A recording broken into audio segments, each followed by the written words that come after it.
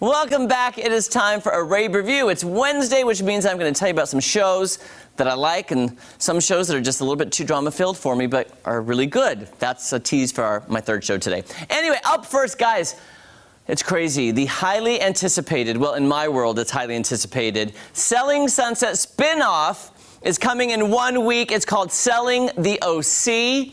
It is coming next week, next Wednesday. The Oppenheim brothers have opened a brokerage in the OC, which stands for Orange County.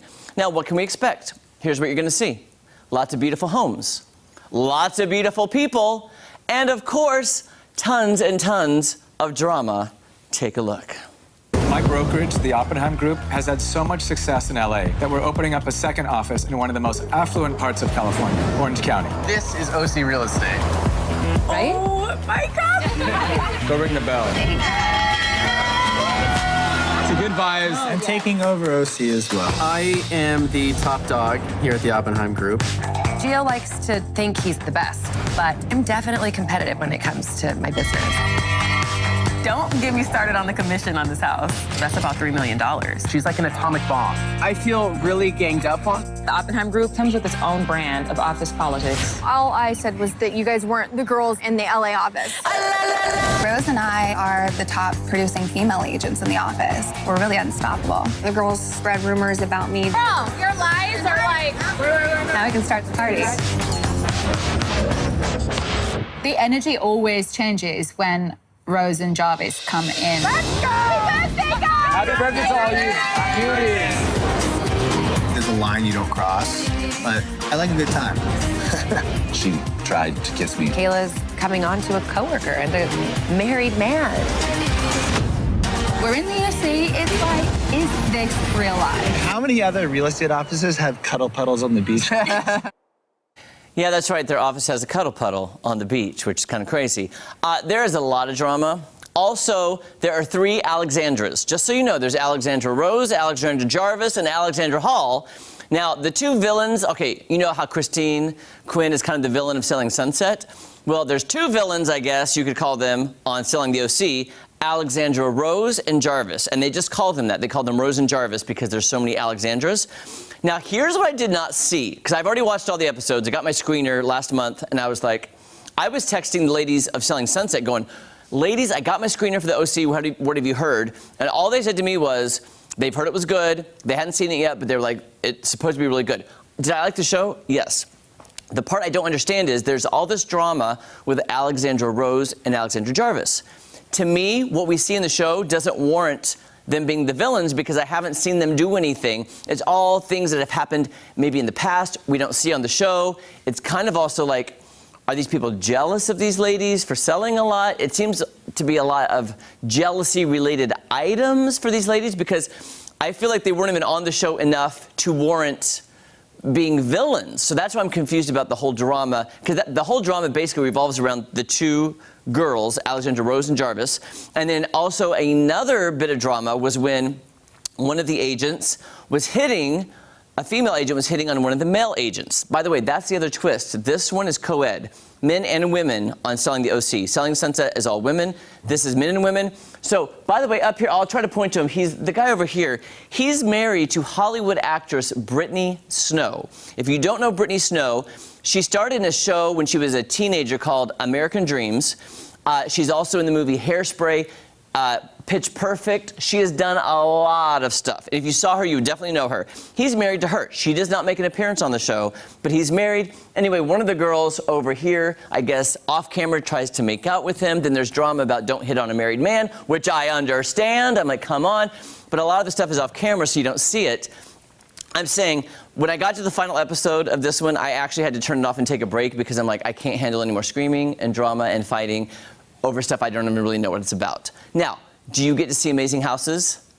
Yeah. The house they open with is the most beautiful, out there, crazy house I've ever seen in my life. So just that first episode alone, this house is insane. You're going to love it. Selling the OC debuts next Wednesday, August 24th on Netflix. If you like Selling Sunset, you will like this one.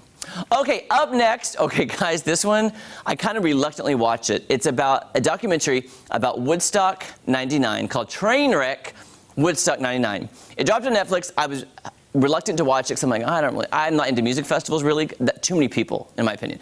Anyway, it shows the chaos, the drama, everything surrounding the music festival that was supposed to be about love and flower power, revisited from the 60s. It had a huge lineup of musical stars there to perform.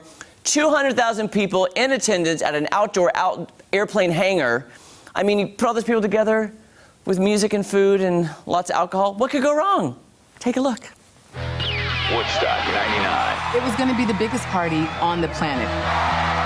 But that's not what any of us remember it for.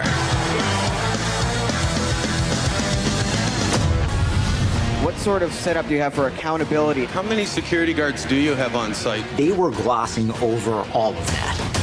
Big fat ripoff. They're all about making money off us, and we're pissed. But the show was going to go on. When you see it with your own eyes, it is just 10 times more shocking. Once you become part of a herd, you become like animals. Things are just getting out of control. And all of these people were acting like animals.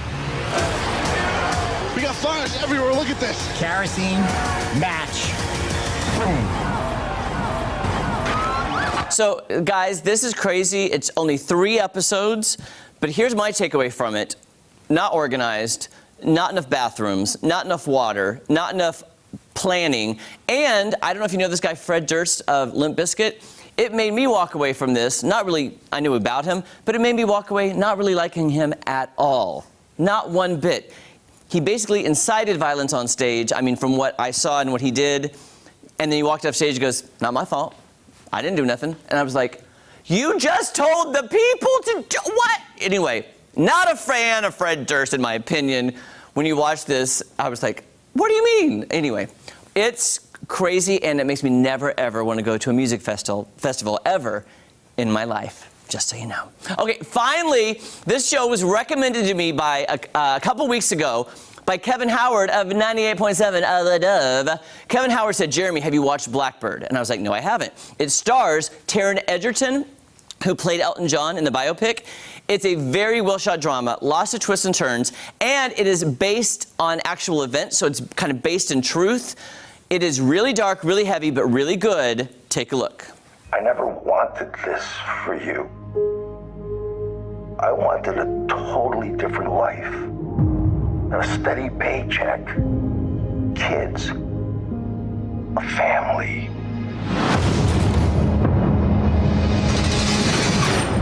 Dad. Tell me there's a way out of this. Not a quick one.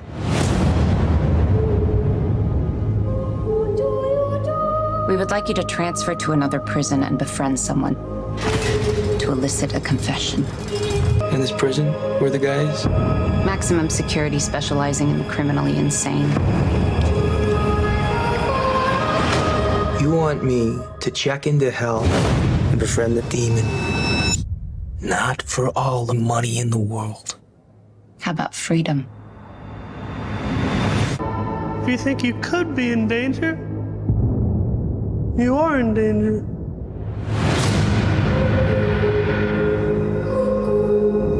That guy's voice really creeps me out when he talks like this in prison. I think that's a pretty good impersonation of him.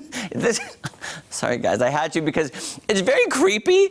So he goes to prison to try to get this guy to confess to these other murders, and this guy talks like that is kind of, I know it's creepy, but kind of on the funny side. But anyway, I needed that humor because the show is very dark and it's somewhat violent. It's very adult, by the way, guys, very adult. But I love that it's based on actual events. I am almost done with it. I had to watch it in doses, guys. I can't just sit down and watch all of them like I could a reality show or a comedy because it is dark and it is heavy and lots of adult content, but the story itself is just like, you know, you're on the edge of your seat, it's tense, it's stressful, you're like, what's gonna happen? Is he gonna make it out? Is he gonna get freedom?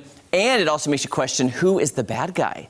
I love those shows where you're like, wait a minute, am I rooting for this guy? And then all of a sudden you realize, is that the bad guy? I've been rooting for the bad guy, but it's a fun twist on the anti-hero because really, are they really good people at all in this show? But you keep watching because you have to know how it ends. This show is on Apple TV Plus. Huge shout out to Kevin Howard for telling me about it, because it's not usually a show I would watch that's in my wheelhouse, because I love the lighter-hearted things, and I think you guys all do too. It's along the lines of, I will say, a little bit of Breaking Bad. A little bit Breaking Bad. A show I was going to review today, I'm not going to get to because I have one more episode left. It's called The Bear on Hulu, about a restaurant. Also a drama. I'm really wanting to get my producer Jake's opinion on this show, so hopefully he watches it. And then don't forget to Masked Singer. Oh, he just said he started it. I'm so confused by this show. Anyhow, it's very realistic. Don't forget to Masked Singer. New season starts next month. I'm so excited. I'm basically counting down the days. We got a little over a month till Masked Singer. All right, guys, don't go anywhere. So much more fun on Ozarks Fox AM right after this.